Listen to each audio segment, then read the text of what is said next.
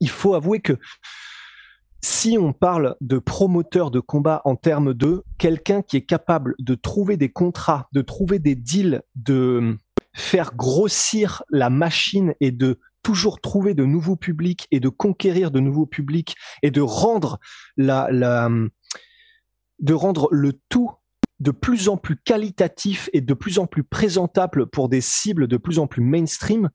Le travail qu'a fait Dana White, et ses équipes, on dit Dana White parce que c'est le visage de l'UFC, mais et ses équipes, c'est vrai que c'est complètement monstrueux. On parle à chaque fois, tu vois, tu parles tout le temps et tu m'ouvres les yeux sur ces trucs-là parce que c'est vrai que c'est fou quand même. Le nombre de contrats, le nombre de sponsors qu'il arrive à caler, le nombre d'ouvertures qu'il arrive à trouver pour toujours plus mettre de nouveaux sponsors, d'amener de nouvelles personnes, de nouveaux business pour qu'elles fassent des affaires avec l'UFC et le nombre de contrats qu'il arrive à trouver pour aussi que le business soit pérenne en ayant en gros des sources de revenus passifs. Donc c'est toi qui m'as ouvert les yeux sur tout ça, mais c'est vrai que c'est complètement impressionnant pour un sport qui, il y a 20 ans, était encore conspué par toute une partie des States. Donc voilà, bah écoute,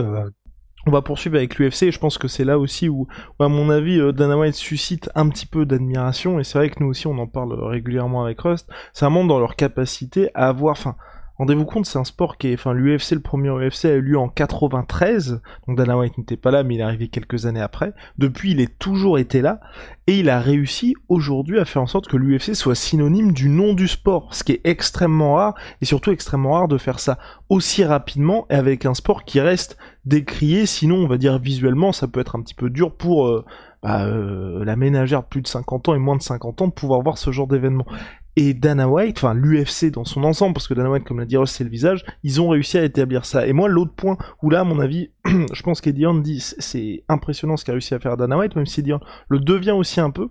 c'est que, et moi ça m'impressionne ça, c'est Dana White est au cœur de tout. Vous en souvenez sans doute. On avait parlé avec Ross quand il y avait eu l'annonce du deal ESPN UFC. Le visage du deal, c'était Dana White. Le premier mec que vous voyez dans le trailer,